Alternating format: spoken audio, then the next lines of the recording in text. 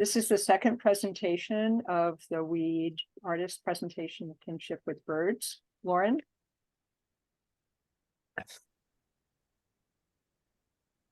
I am both muted and off screen. I can see you and I can hear you. I can't see myself or hear myself. Mm. That is really weird.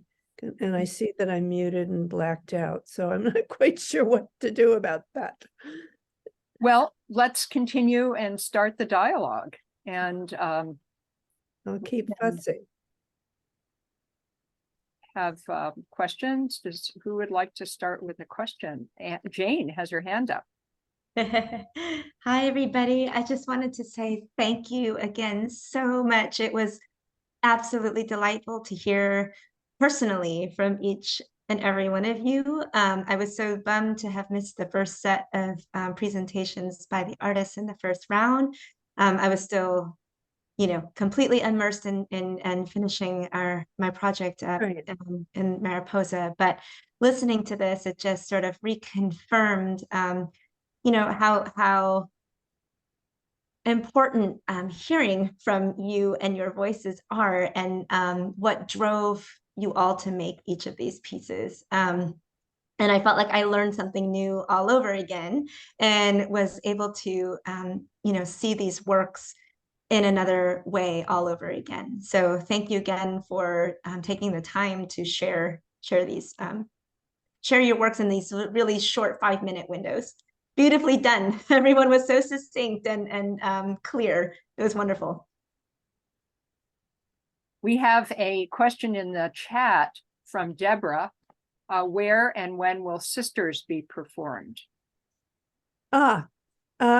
August of 2024, and I believe at the Oberlin Dance Collective. I'll learn more on Monday. Mm-hmm. And I think it'll be part of a festival of dance. But I can always post something in the Weed newsletter as we get closer. Thank you for your interest. I appreciate that. I found myself, there's another Lauren lurking around in the background, and then thought that was me, and it wasn't. I'm always delighted and surprised and amazed by these conversations, because so much surfaces that is not readily apparent. And it's just great having this wealth of feeling and information and knowledge and experience all shared out. Thank you all very, very much. Deborah Kent has her arm in the air. You need to unmute, Deborah. Can you hear? Hi, can you hear me? Yes. Great, thank you. First of all, this is my first exposure to Weed, and what a marvelous introduction. I hope that it's okay, but I wanted to share with you something about birds. I just suddenly realized that my home environment includes a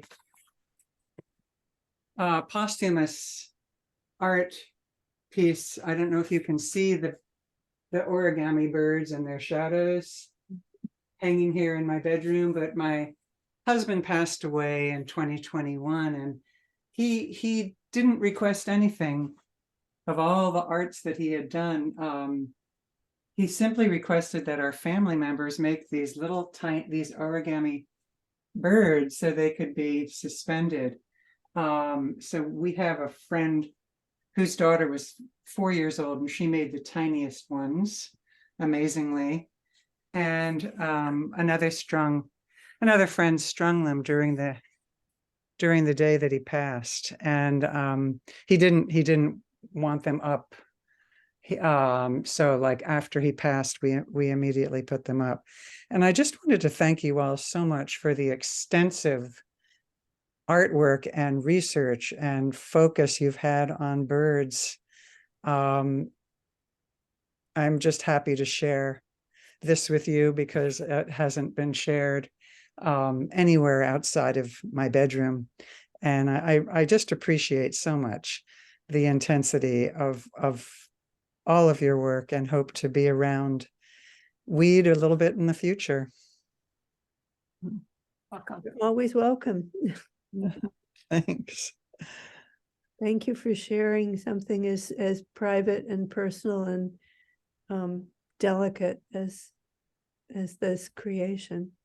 Thank you. He's overjoyed. I know. I experience him in bird when I have bird experiences. He loved murmuring of birds, and whenever there's some bird happening, then that's part of my continued rapport with him. So thanks for keeping birds with us.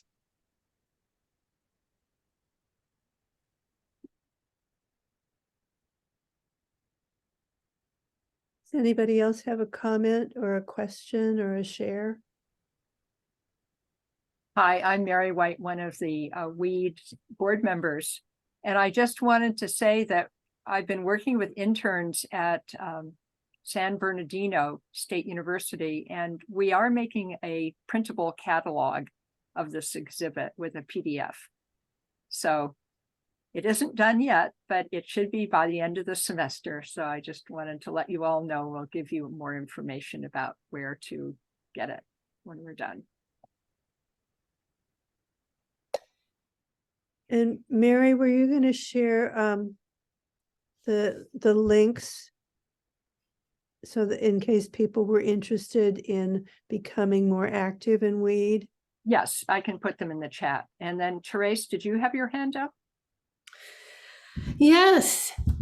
Another- Yeah, I presented in the November 2nd group, so the first group. And like today's presentation, the research that you all have done, and then how that translates into the visual world, and how many of us there are. I'm just thinking about this show as a murmuration. In murmurations, when seven birds, so scientists have found that when birds fly in murmuration, and maybe artists too, they organize themselves into groups of 7, maybe it could be 10 like we had today. And there's a magnetic field that forms between those birds, similar to when electrons get close to each other. There's a magnetic field, and one group connects to the next and the next and the next. And it's a beautiful metaphor for cohesive action. And when the lead bird gets tired, she drops back and another bird takes the lead. So I'm just, wondering how this show can fly in murmuration. I know one of the Mary is in a show at I think it's the Woodson. Right. Museum. Yeah, it's the Woodson Birds and Art Show. Birds and Art Show. Mhm. So Mary, what do you think about a murmuration of us all flying to bird museums around the world and other places as well? I love the idea of collaboration and birds as allegory as well. So and making things visible that are not ordinarily visible. Yeah. I mean, I'm looking at making non-binary birds visible and queering biology. That's not something that's visible. So I love the idea. Let's do it.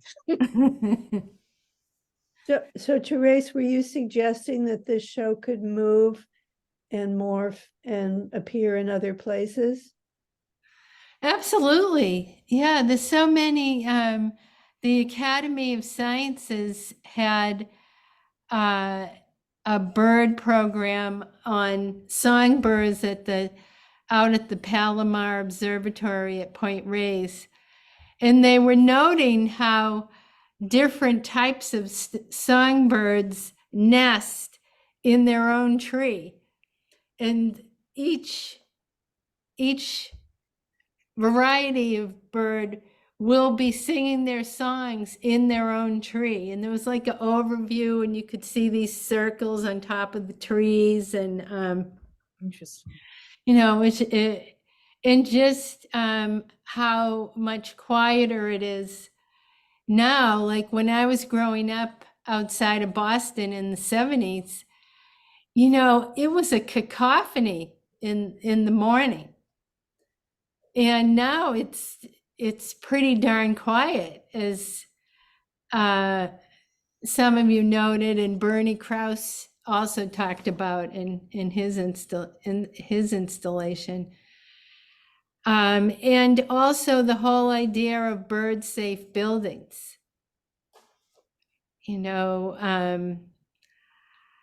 So yeah,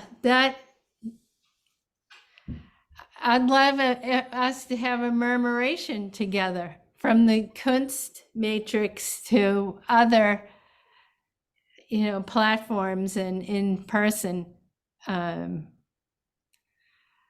opportunities. Well, I would certainly endorse that. And if you get specific ideas, then we can all talk about it. I know that some of the more, well, I won't make it, there's some interpretation centers that also have art galleries paired with the science part. And so that seems like that would be an ideal kind of location for things to migrate to. Mm-hmm. Yeah. Jane, we'll eagerly await if you have any ideas in this along this line.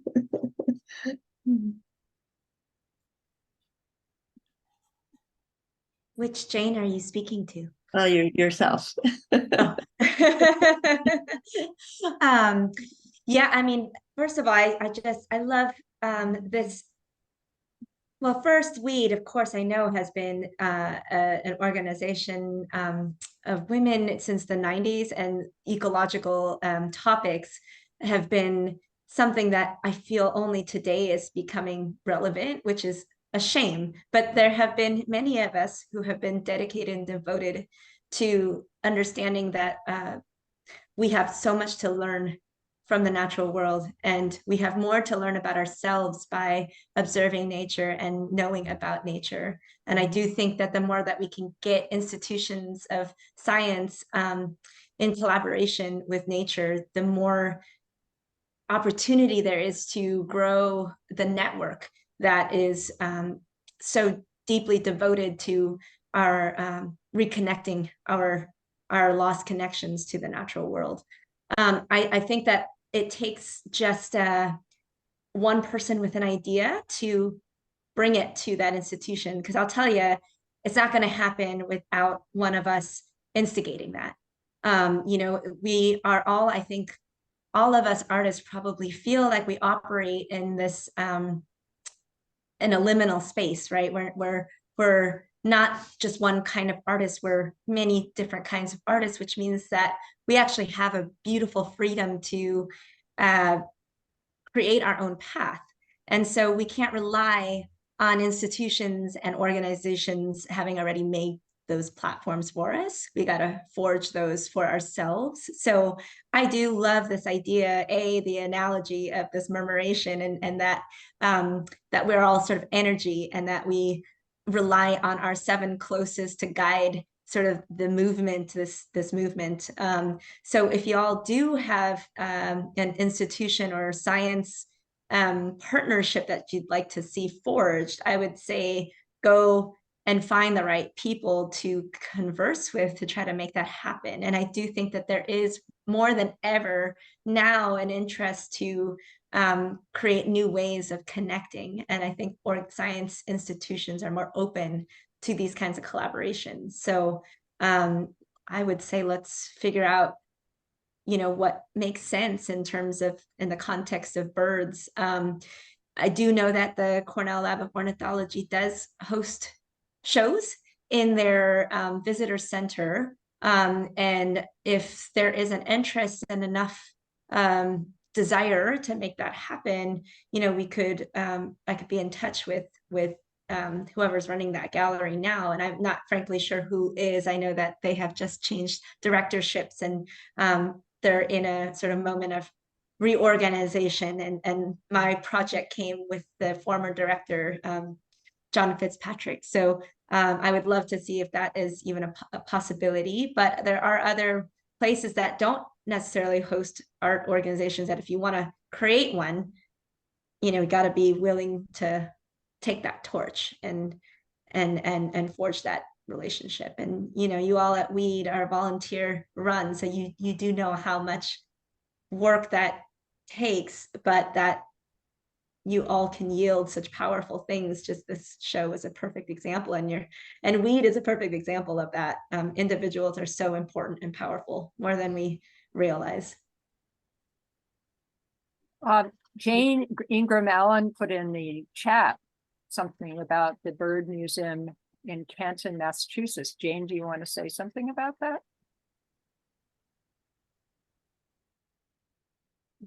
Okay, yeah, I'm still here. Yeah, I think this would be a possibility. I know they also just went through a change of directors. In fact, the director who was there when I was an artist in residence just retired. So, but they have regular exhibits all the time of art related to birds, and it is part of the Mass Audubon Society. And you know, I think this exhibition would be, you know, something they would be interested in. And you know, maybe it could just be put up on their website or something as a way of spreading the exposure for the exhibition. I don't think this is a virtual show, not a, you know, hands-on or live exhibition.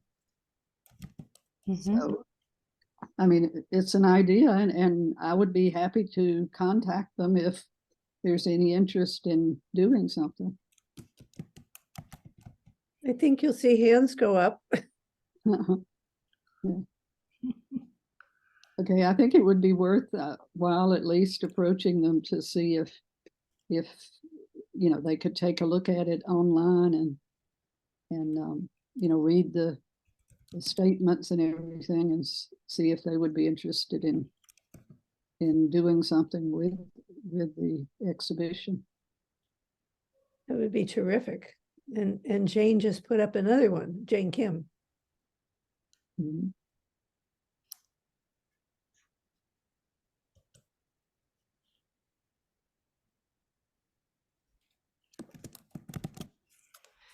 Yeah, as a virtual museum, this show can easily migrate, Right.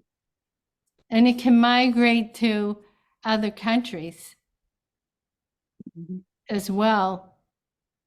I know in our group, was it Lauren, who had endangered birds from Australia? Mhm. Well, I've engaged with birds in every country where I've been an artist in residence, and you know, it was part of my bird watching projects I did back in the 90s. You know, in many different countries, even, you know, when I went to Taiwan in 2004 with the Fulbright, I did a bird watching project which highlighted the the birds that you could find in Taipei. So, yeah, I Wow. think it is possible to do, this kind of international exhibition too.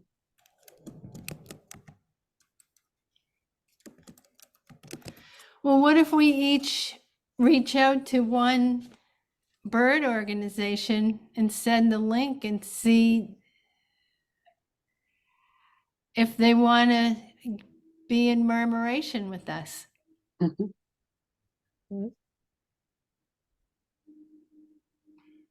All right, do you want to write up something, Therese, maybe that, we could circulate among the artists, and then they could have some, sort of uniform blurb about the show that we could present to different places that we know about.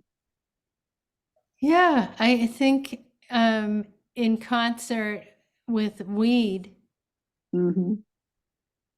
I have a question. How long is that link going to be live? Because it's under Weed's auspices, right? So Through January. January Yeah. 31st. Okay. so then is it possible if a museum is interested in putting it on their website, can Weed extend that, or how would that be handled? I think, I'm step in, I think that one of our board members, Manoush Somorodiniya, is good at film transfer, and that she would actually take a film of the Kunstmatrix tour. So in other words, it wouldn't be as flexible. You'd have Ah. to just follow it. Mary, we could also keep it on Kunstmatrix since we have an annual subscription.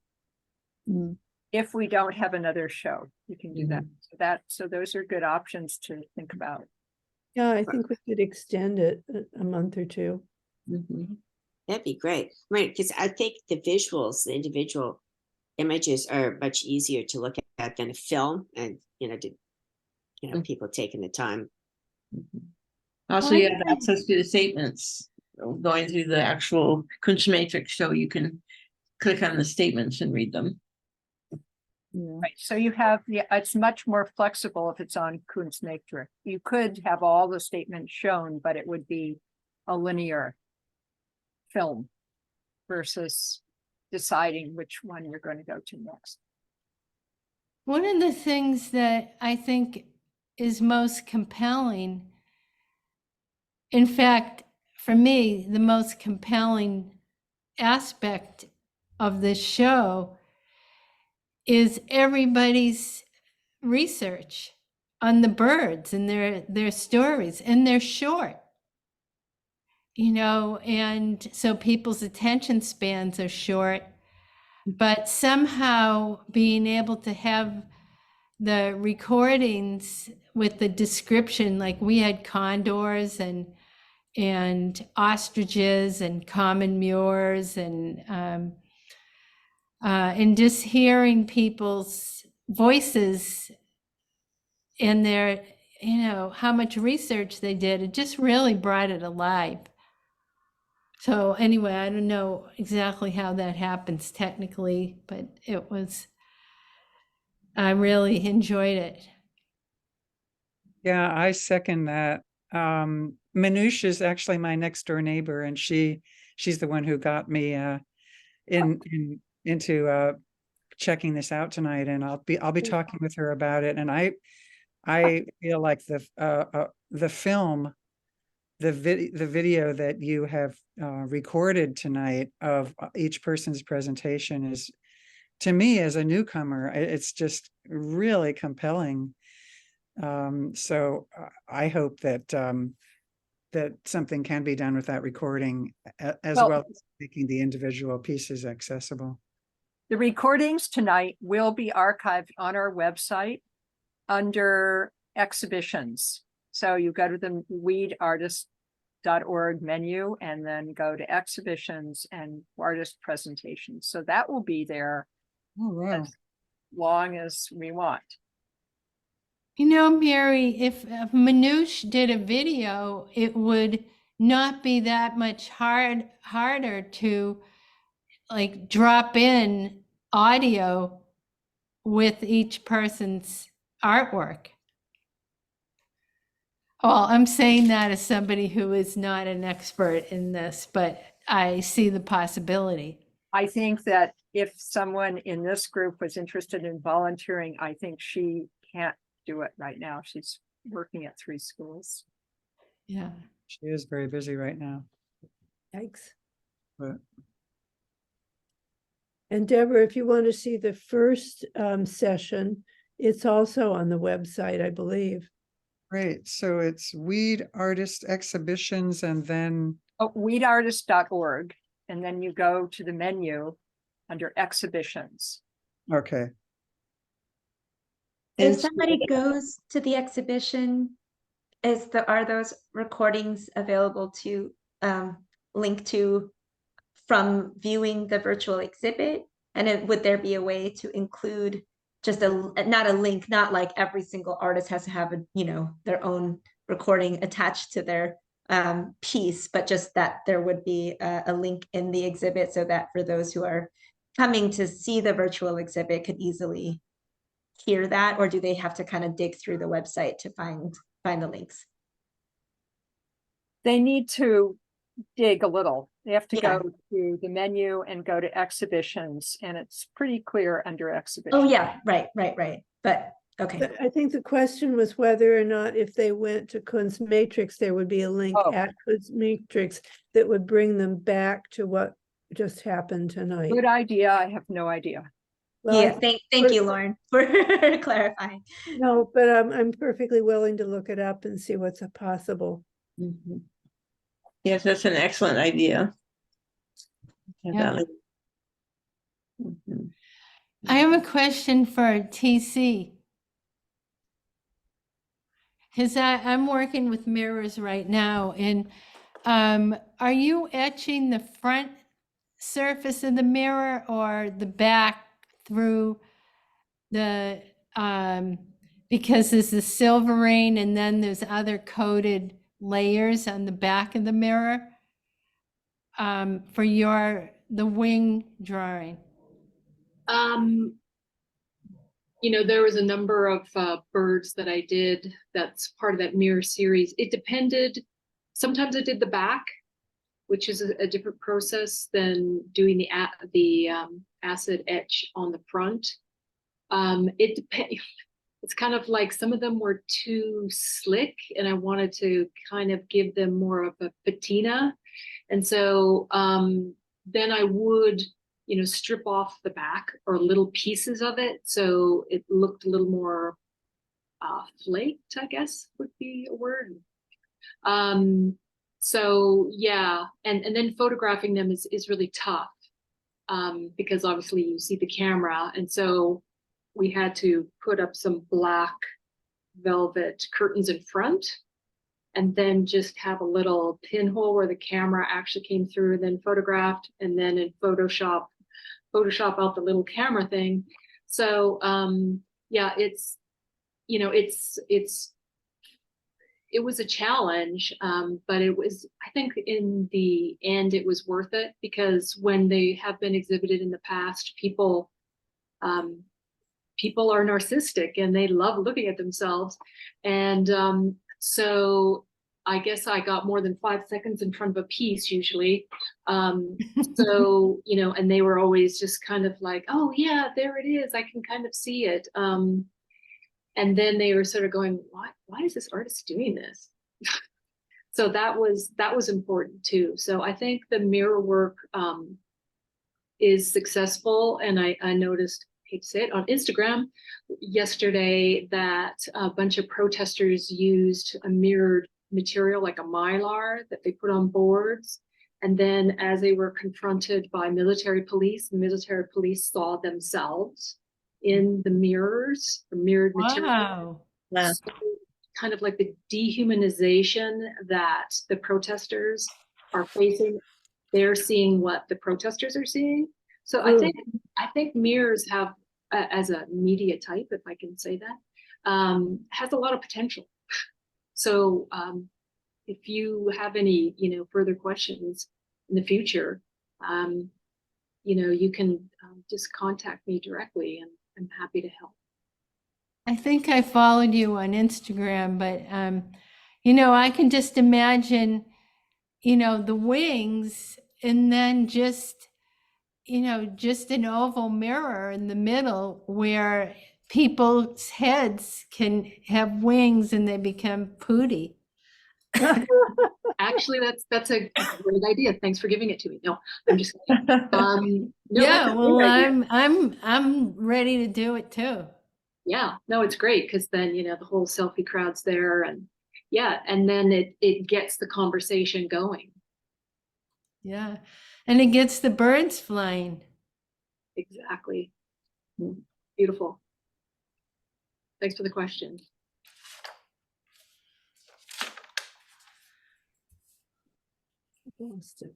Lauren, we can't hear you.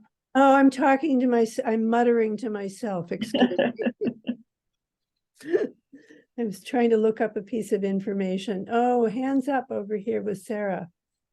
Yeah, I had a question for Cindy, because I like work with data, and you talked about the ones with the fluffy edges had meaning, but I noticed there was the really big black one, and then there was the multiple reds, and so I was kind of curious if size was important or color was important, and Both. how. Yeah, thank you for the question. The big black one is probably a crow, and each bird species has its own unique color and size. And the way I did the sizes, I looked up the average size for each species, and then I sort of grouped them into different categories. So if it was between 10 and 15 centimeters, then it was going to be this size of a circle in all of the paintings. And then they were colored. The colors are according to sort of what the bird looks like. And so yeah, there are a lot of big black circles in these, and those are the crows. Okay, But that makes sense. sorry, go ahead. Oh no, because I've seen in data viz sometimes size has to do with how many, but then I Yes. realized you had multiple reds, so I was just guessing you had seen more of whatever bird that was, and that's how you were doing numbers. Yeah, so the way each of those vertical lines on that grid is 60 seconds on that particular day. And what that's showing is the first time that the bird appeared in the listening for that day. So if it appears on subsequent days, it means that I heard it every day. And a lot of the more common birds do repeat like that, because I would hear cardinals almost every day, or blue jays, or, other more common birds. And so as opposed to it being about the loudness of the sound or something like that, it really is just referring to, it was just my way of organizing. It was based on the actual size of the bird. So, and then repeating, the more you see it, the more I heard it. Does that answer your question? Yep, thank you. Sure. Yeah. I'm noticing that we've now gone an hour and a half and a bit, and I imagine that we could keep going. There's lots of material that we'd love to share with each other. I think we can all stay in touch through email, since there have been group emails that have been sent out, as well as the newsletter. So I think we can continue the conversations that way. And I think Mary had a couple of issues that she wanted to present to the group regarding weed and its administration. True? Unmute. Well, thank you all for coming. This has been a wonderful, wonderful conversation, and I hope we all are in touch. I'd just like to say that we are a volunteer organization, And we are looking for new board members who can do some of the technical aspects, some of the social media, and also work with members. And so if anybody's interested in volunteering, that's always useful. And if you do have extra funds for donation at this year, this is always useful for us to use to help create more exhibitions. So thank you very much for coming. The other thing I was going to say is there will be a third series coming up in the near future, and that's another way for us to stay connected. You just come as a guest to the next series of presentations. And that Tuesday, December 5th at 6 p.m. Pacific time. and if you forget, the information's on the website under events. Mhm. Great. It's been Thank you such all. a pleasure hosting this and meeting everybody. Mhm. I think we'll close the recording right now. Thank you. Okay. So lovely to meet you, Jane. Kim. You all as well. Thank you again so much. I look forward to the next meeting and gathering of Great. Kinship of Birds. Thank Have you. a good night, everybody. Okay. Bye. Bye. Bye. Our magazine comes out once a year, and the title of the magazine has to do with kinship. So it'll be coming out in the next couple of months. Mhm. Nice to see you, Betsy. You were in the show last year. Yes, Mhm. Nice to see you, Deborah. thank you for sharing your story. Deborah, I met your husband when I was over at Manusha's house. Oh, she's left already. No. Well, anyway. Well done, Lauren. You scooted out already.